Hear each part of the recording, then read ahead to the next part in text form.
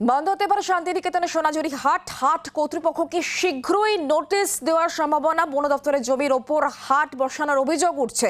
আর ইতিমধ্যে 6টি বাড়ি এবং 2টি রিসর্টকে নোটিশ বন দপ্তরের তরফ থেকে নথিপত্র চেয়ে পাঠিয়ে এই নোটিশ দেওয়া হয়েছে। বন দপ্তরের তরফ থেকে এমনই নোটিশ দেওয়া হয়েছে। ঠিক কি রয়েছে নোটিশে, কি বলা হচ্ছে আমরা জানবো, কথা বলবো। আমাদের সঙ্গে প্রসেনজিৎ মালাকার আমাদের সঙ্গে রয়েছেন, আমাদের প্রতিনিধি। প্রসেনজিৎ, কি খবর পাওয়া যাচ্ছে, কি রয়েছে নোটিশে?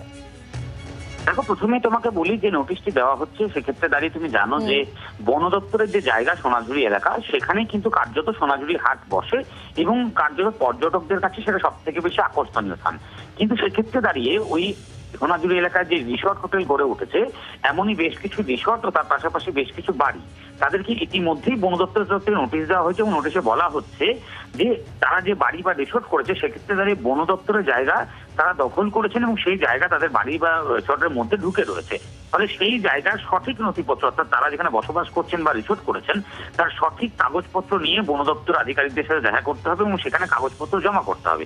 এমনই নোটিশ ইতিমধ্যে দেওয়া হয়েছে এবং সেক্ষেত্রে দাঁড়িয়ে কার্যত বন দপ্তরের আধিকারিকরা স্পষ্ট জানাচ্ছেন যদি সেক্ষেত্রে বন দপ্তরের জায়গা সেখানে থাকে তাহলে সেই জায়গা ছাড়তে হবে।